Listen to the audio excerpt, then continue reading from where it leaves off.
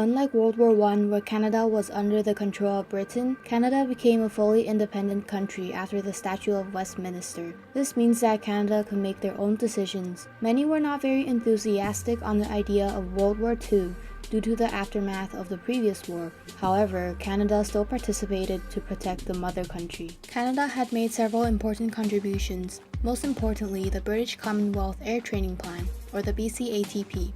Prime Minister King did not want Canada to get involved in a war, and a training program would keep Canadians at home. Said by Prime Minister Mackenzie King, as quoted, "It is agreed between the governments of the United Kingdom, Canada, Australia, and New Zealand that there shall be a setup in Canada, a cooperative air training scheme." This plan was signed on December 17, 1939, where Canada agreed to provide facilities and training for airmen from every part of the Commonwealth. Canada was ideally suited and met all the requirements to become the training ground because it was far away from active fights, had lots of open space, and most importantly, good flying conditions.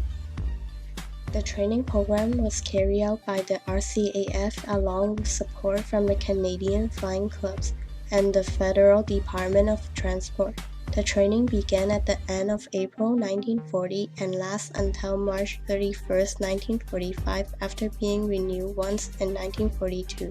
By renewing this plan, it increased Canada's control over the training.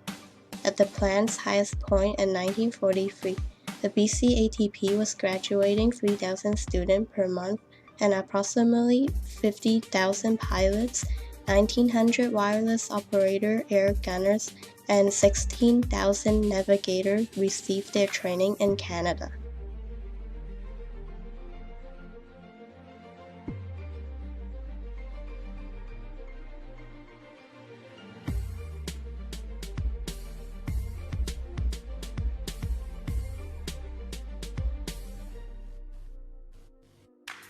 The Battle of Britain was the first major battle fought entirely in the air. The British were outnumbered and were facing a much more experienced fighting force.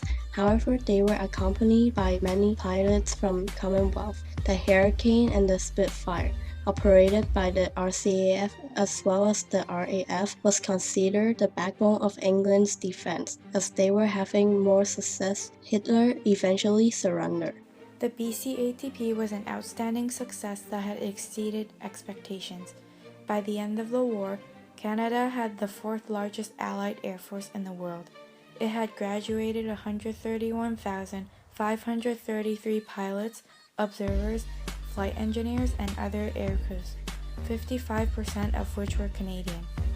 As a focus of Commonwealth-wide effort to instruct aircrew, Canada made a major contribution to Allied air superiority during World War II, called the Aerodrome of Democracy.